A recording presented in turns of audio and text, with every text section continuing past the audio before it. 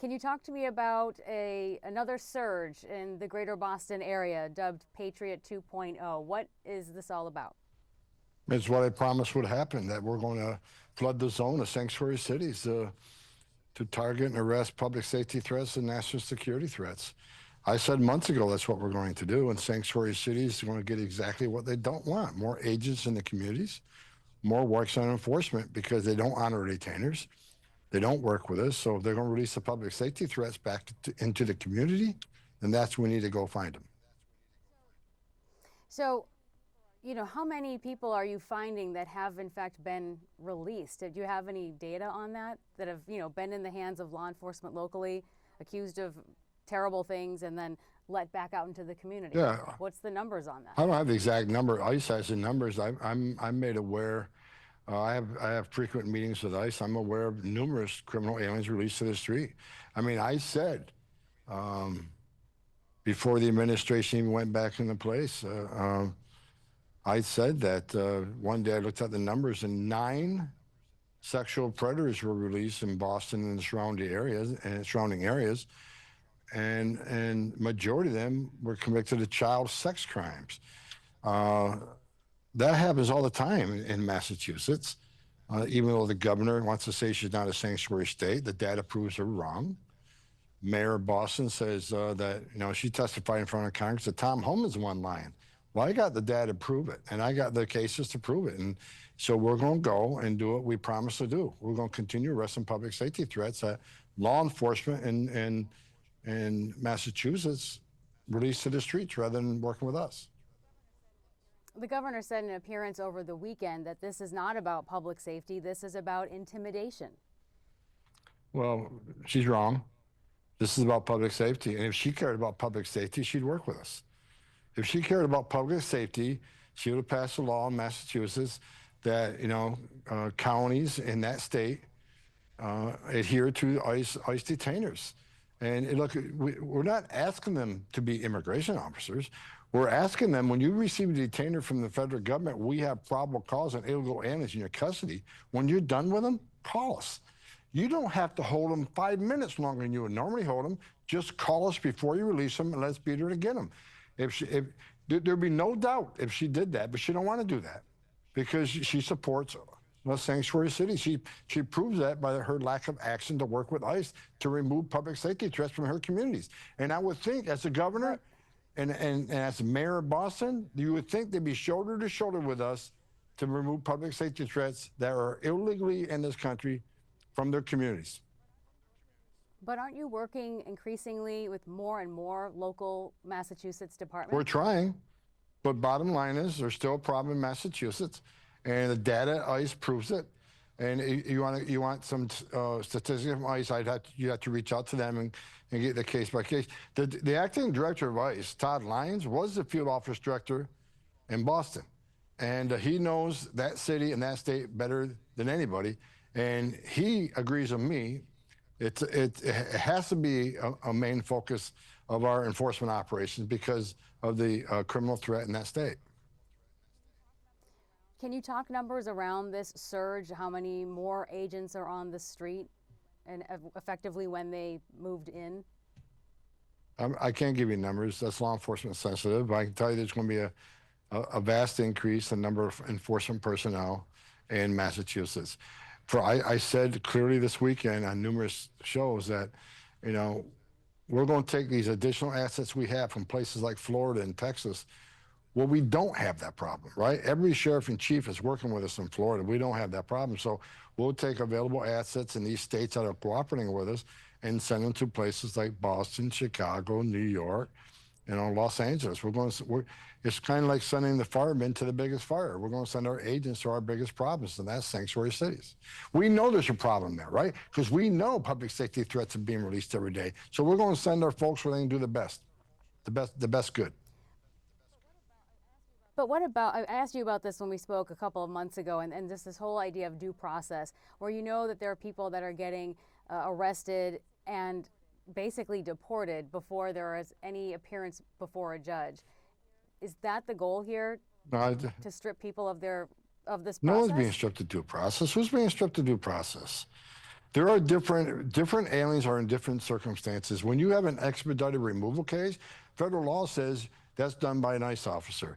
If you have someone claiming asylum, of course have rights to see a judge. So due process means different things to different aliens depending on the different situations they're in. But no one's being robbed of due process. The only ones being robbed of due process are victims of illegal alien crime.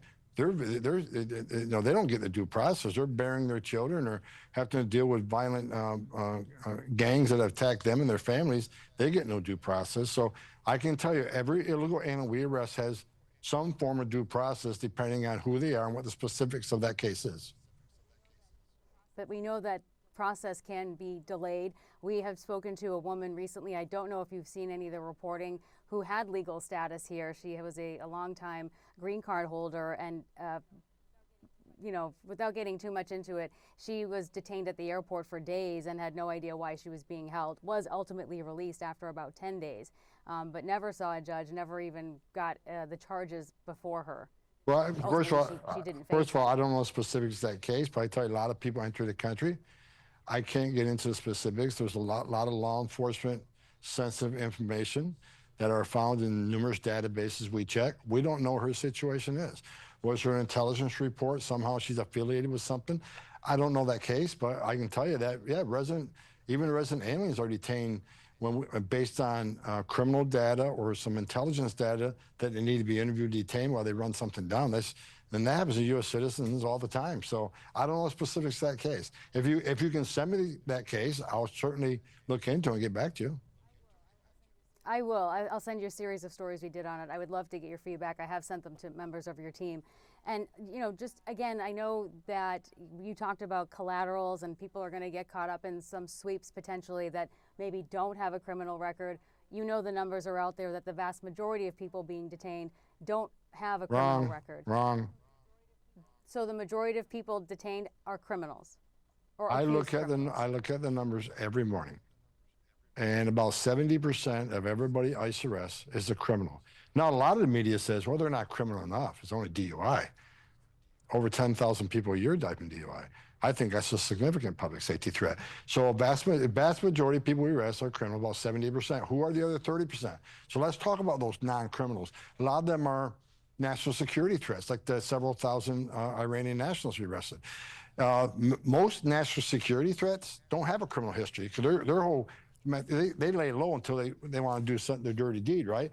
A lot of them are. But what about the collaterals then? What about the folks that are here without papers, and that in and of itself is what you're holding them for? Are those the people you still want to target, and is it just now about hitting quotas? We don't target them. We target national security and public safety threats. However, there are a few. Well, are those the people that you want to detain? No, in other words, is there any discretion here with your officers or agents? Is there any discretion if they say there is no record here? We want to maybe expedite a court hearing, but they can be, you know, not in a jail cell. If you're in the country illegally, that's not okay. They're in the country legally in violation of law. They enter the country legally, which is a violation of criminal law. It's a crime to enter the country legally. And we're not targeting the non-criminal, we're targeting public safety threats and national security threats. However, if we find an illegal alien that's not a public safety threat, and doesn't have a criminal history, it may not be a national security threat, we find them during our operations, they're absolutely going to be arrested because they're in the country legally, and that's not okay. If the message we send to the whole world is if you enter the country illegally, it's a crime, but don't worry about it. If you get order removed, don't worry about it. If that's the message we send, you're going to enter the country illegally, as long as you don't commit another crime, no one's looking for you. If that's the message we send the whole world, this is never going to change. So it's a violation of criminal law into this country illegally, and we're going to force immigration law. There's nothing in the immigration law that says you have to be convicted of yet another crime to be arrested and deported. The problem here is, on the last 4 years of Joe Biden, they didn't enforce the immigration law. Secretary Mayorkas gave instructions to ICE, and I've seen it, that says you can't arrest somebody for simply being here illegally. They got to be convicted of a serious crime. Mayorkas rewrote federal statute, and he doesn't have the authority to do that. So if you want the number of collateral arrests to decrease, then let us in the jail. The more officers in the jail, the less officers in the community. The more officers in jail, the less people being released to the community. That forces us to go in the community and find them. And I guarantee you, Most of the time we find that person we're looking for, the criminal target, they're with others, and we're not turning a blind eye to them. How long do you expect this second surge to last? Permanently. We're going to Permanently. increase resources in sanctuary cities. We've already started. And as we bring this 10,000 more agents on, we're going to continue assigning to our most problem areas, which are sanctuary cities and sanctuary states. So based on policy, not necessarily based on crime data. No. See, you're wrong. It's based on crime data. I'm telling you, we're going to send them to places where the data shows they're a sanctuary city. If they're a sanctuary city and they cooperate with us and give us every criminal out of the jail, of course we're going to reduce the number of officers there and send them to a place where criminals are being released. You're mixing the two. To me, a sanctuary city is a city that doesn't allow us into the jail, doesn't honor detainers. And as long as that's continuing in that city, we'll continue upping resources in that facility.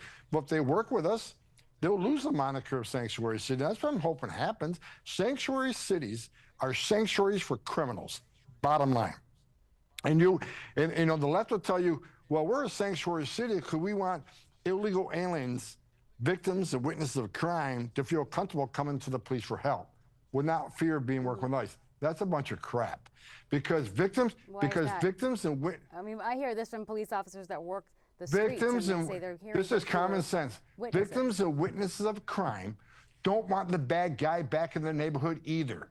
We're not interested in the victims and witnesses. Matter of fact, if we were aware of the victims, they might actually get a visa as a victim of a crime. We can do that for them. But we're not looking to talk to the victim witness. We want to talk to the person that law enforcement locked in a jail cell. Apparently, they locked him in a jail cell because they're a threat to public safety. That's why he's locked up. That's the person we want to talk to. But victims and witnesses of crime, the only reason they're scared is because the left tries to steal the narrative that ICE is out there separating families, arresting every alien they find, and they push that narrative. What they need to say, victim witnesses of crime, is you can report a crime. But you sir, can on the same hand, you just said you would arrest anyone that was you let me illegally, finish. whether they were You let me finish. accused of a Victims crime. and witnesses of crime need to be told by law enforcement, you are free to be a victim, witness of crime, report it. We're not going to turn you over to ICE. ICE only wants access to the person who committed the offense, but they won't do that. So the victims and witnesses of crime needs to be educated. They're welcome to report it, and ICE isn't interested in talking to them or looking for them to arresting them. They want the person in the jail cell. That's what we want. So if the community and the open borders advocates will simply be honest with the victims and witnesses of crime, you are welcome to report it without fear of ICE. That will solve that problem. But they use that as a tool to continue attacking ICE law enforcement officers and what they do. And what's surprising to me, I've done this since 1984. ICE is doing the same thing they've done for decades. But because of the last 4 years, the administration chose not to enforce immigration law, all of a sudden everybody's in shock. We're doing exactly what Congress tells us to do, appropriates us funding to do. If folks in Massachusetts don't like if Governor Healy doesn't like what ICE is doing, then go to Congress and tell them to change the law. Until then, we're going to enforce the law without apology. Border Czar Tom Homan, thank you again for your time. Yeah, thank you.